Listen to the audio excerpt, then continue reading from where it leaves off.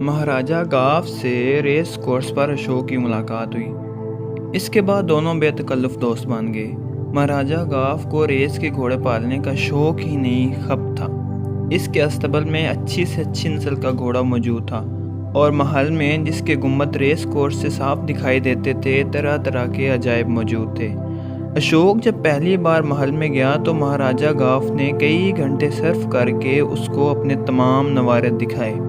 یہ چیزیں جمع کرنے میں مہاراجہ کو ساری دنیا کا دورہ کرنا پڑا تھا، ہر ملک کا کونا کونا چھاننا پڑا تھا۔ اشوک بہت متاثر ہوا، چنانچہ اس نے نوجوان مہاراجہ گاف کے ذوق انتخاب کی خوب داد دی۔ ایک دن اشوک گھوڑوں کے ٹپ لینے کے لیے مہاراجہ کے پاس گیا تو وہ ڈارک روم میں فلم دیکھ رہا تھا۔ اس نے اشوک کو وہیں بلوا لیا۔ 57 ملی میٹر فلم تھے جو مہاراجہ نے خود اپنے کیمرے سے لیے تھے۔ جب پروجیکٹر چلا تو پچھلی ریس پوری کی پوری پردے سے دوڑ گئی۔ مہاراجہ کا گھوڑا اس ریس میں ون آیا تھا۔ اس فلم کے بعد مہاراجہ نے اشوک کی فرمائش پر اور کئی فلم دکھائے۔ سوئٹزرلینڈ، پیرس، نیو یارک، ہونولولو، ہوائی، وادی کشمیر۔ اشوک بہت معزوز ہوا۔ یہ فلم قدرتی رنگوں میں تھے۔ اشوک کے پاس بھی 57 ملی میٹر کیمرہ اور پروجیکٹر تھا، مگر اس کے پاس فلموں کا اتنا ذخیرہ نہیں تھا۔ دراصل اس کو اتنی فرصت ہی نہیں ملتی تھی کہ اپنا یہ شوق جی بھر کے پورا کر سکے۔ مہاراجہ جب کچھ فلم دکھا چکا تو اس نے کمرے میں روشنی کی اور بڑی بے تکلفی سے اشوک کی ران پر دھپا مار کر کہا، اور سناؤ دوست۔ اشوک نے سگریٹ سلگایا۔ مزہ آ گیا فلم دیکھ کر۔ اور دکھاؤں؟ نہیں بھائی، ایک ضرور دیکھو، مزہ آ جائے گا تمہیں۔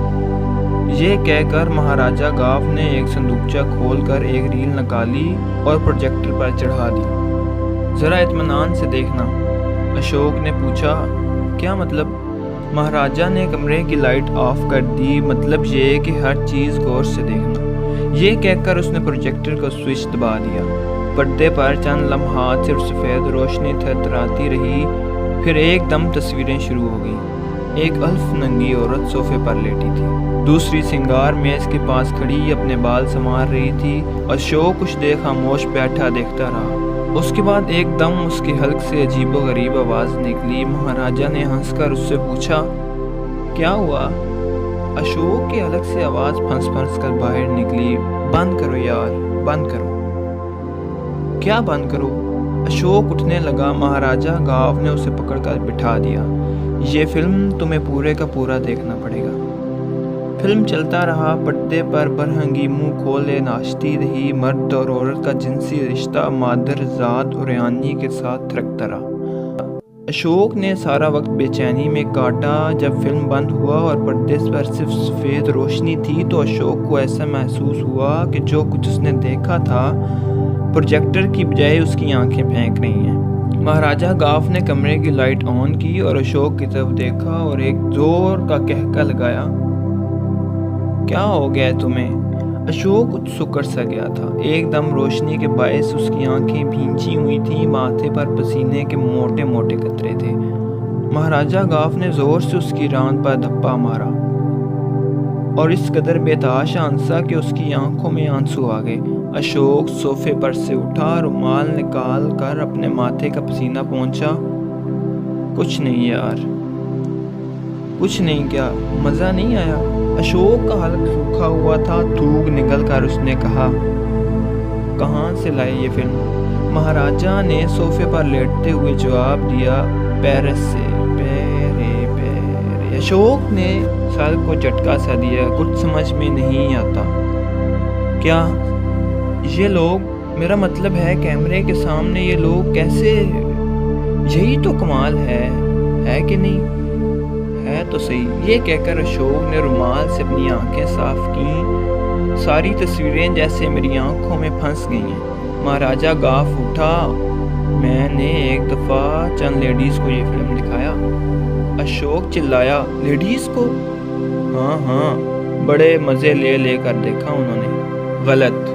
مہاراجہ نے بڑی سنجیدگی کے ساتھ کہا، سچ کہتا ہوں، ایک دفعہ دیکھ کر دوسری دفعہ پھر دیکھا۔ بھینچتی، چلاتی اور ہنستی رہیں۔ اشوک نے اپنے سر کو جھٹکا سا دیا، حد ہو گئی ہے۔ میں تو سمجھتا تھا وہ بے ہوش ہو گئی ہوں گی۔ میرا بھی یہی خیال تھا، لیکن انہوں نے خوب لطف اٹھایا۔ اشوک نے پوچھا کیا یورپین تھیں؟ مہاراجہ گاف نے کہا نہیں بھائی، اپنے دیش کی تھی، مجھ سے کئی بار یہ فلم اور پروجیکٹر مانگ کر لے گئی، معلوم نہیں کتنی سہیلیوں کو دکھا چکی ہیں۔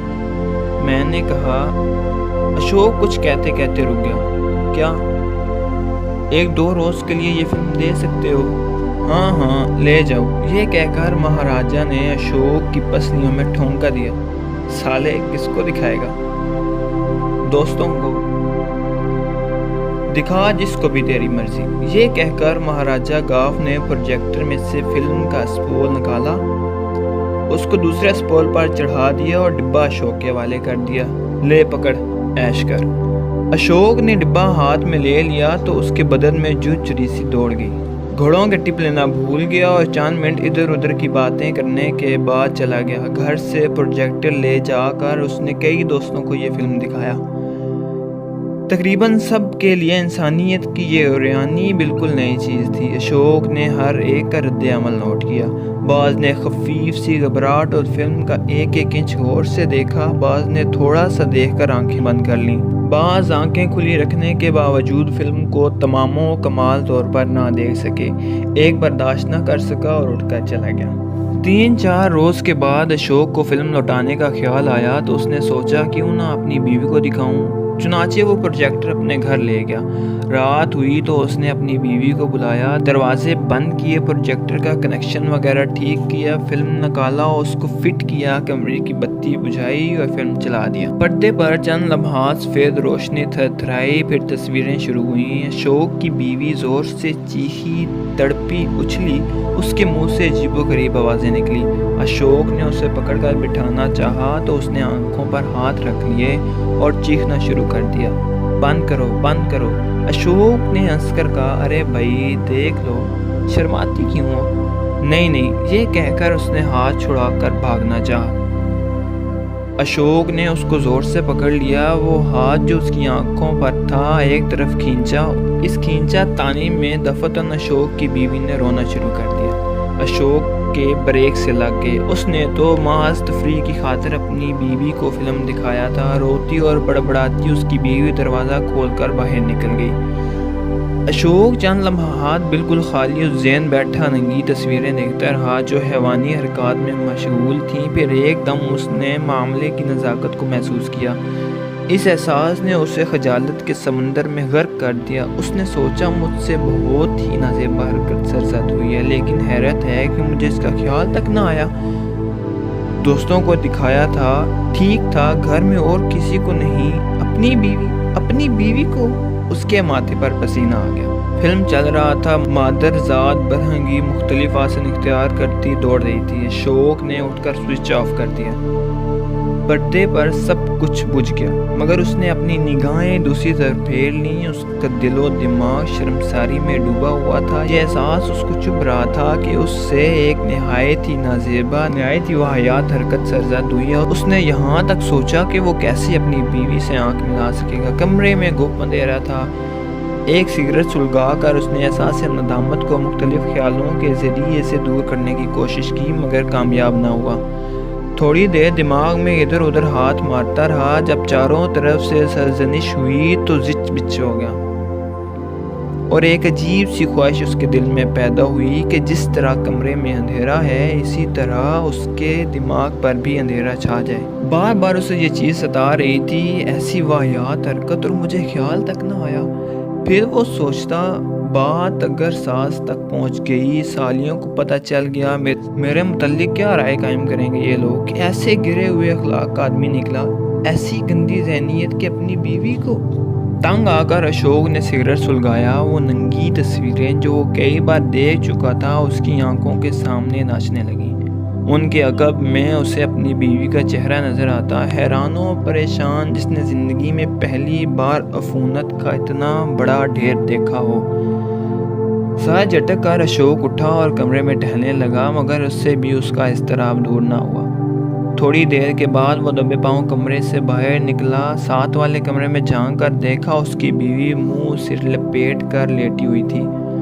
کافی دیر کھڑا سوچتا رہا کہ اندر جا کر مناسب و موزوں الفاظ میں اس سے معافی مانگے، مگر خود میں اتنی جرأت پیدا نہ کر سکا۔ دبے پاؤں لوٹا اور اندھیرے کمرے میں صوفے پر لیٹ گیا۔ دیر تک جاگتا رہا، آخر سو گیا۔ صبح سویرے اٹھا، رات کا واقعہ اس کے ذہن میں تازہ ہو گیا۔ اشوک نے بیوی سے ملنا مناسب نہ سمجھا اور ناشتہ کیے بغیر نکل گیا۔ آفس میں اس نے دل لگا کر کوئی کام نہ کیا۔ یہ احساس اس کے دل و دماغ کے ساتھ چپک کر رہ گیا تھا۔ ایسی واہیات حرکت اور مجھے خیال تک نہ آیا۔ کئی بار اس نے گھر بیوی کو ٹیلی فون کرنے کا ارادہ کیا، مگر ہر بار نمبر کے آدھے ہند سے گما کر ریسیور رکھ دیا۔ دوپہر کو گھر سے جب اس کا کھانا آیا تو اس نے نوکر سے پوچھا، میم صاحب نے کھانا کھا لیا؟ نوکر نے جواب دیا، جی نہیں، وہ کہیں باہر گئے ہیں۔ کہاں؟ معلوم نہیں صاحب۔ کب گئے تھے؟ 11 بجے۔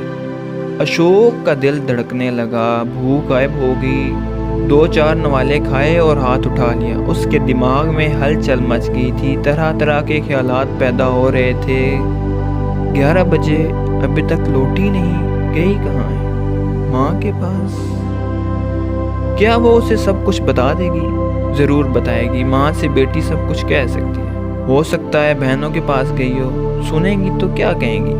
دونوں میری کتنی عزت کرتی تھی، جانے بات کہاں سے کہاں پہنچے گی۔ ایسی واہیات حرکت اور مجھے خیال تک نہ آیا۔ اشوک آفس سے باہر نکل گیا، موٹر لی اور ادھر ادھر آوارہ چکر لگاتا رہا۔ جب کچھ سمجھ میں نہ آیا تو اس نے موٹر کا رخ گھر کی طرف پھیر دیا۔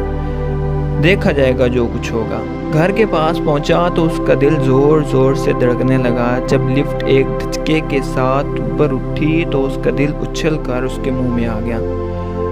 لفٹ تیسری منزل پر رکی۔ کچھ دیر سوچ کر اس نے دروازہ کھولا۔ اپنے فلیٹ کے پاس پہنچا تو اس کے قدم رک گئے۔ اس نے سوچا کہ لوٹ جائے، مگر فلیٹ کا دروازہ کھلا اور اس کا نوکر بیڑی پینے کے لیے باہر نکلا۔ اشوک کو دیکھ کر اس نے بیڑی ہاتھ میں چھپائی اور سلام کیا۔ اشوک کو اندر داخل ہونا پڑا۔ نوکر پیچھے پیچھے آ رہا تھا۔ اشوک نے پلٹ کر اس سے پوچھا، میم صاحب کہاں ہیں؟ نوکر نے جواب دیا، اندر کمرے میں۔ اور کون ہے؟ ان کی بہنیں صاحب، کلابے والے صاحب کی میم صاحب اور 2 پارسی بھائیاں۔ یہ سن کر اشوک بڑے کمرے کی طرف بڑھا۔ دروازہ بند تھا۔ اس نے دھکا دیا۔ اندر سے اشوک کی بیوی کی پتلی مگر تیز آواز آئی، کون ہے؟ نوکر بولا، صاحب۔ اندر کمرے میں ایک دم گڑبڑ شروع ہو گئی۔ چیخیں بلند ہوئیں، دروازے کی چٹکیاں کھلنے کی آوازیں آئیں، کھٹ کھٹ پھٹ پھٹ ہوئی۔ اشوک کوریڈور سے ہوتا پچھلے دروازے سے کمرے میں داخل ہوا تو اس نے دیکھا کہ پروجیکٹر چل رہا ہے اور پردے پر دن کی روشنی میں دھندلی دھندلی انسانی شکلیں ایک نفرت انگیز مکان کی یک آنگی کے ساتھ حیوانی حرکات میں مشغول ہیں۔ اشوک بے تحاشا ہنسنے لگا۔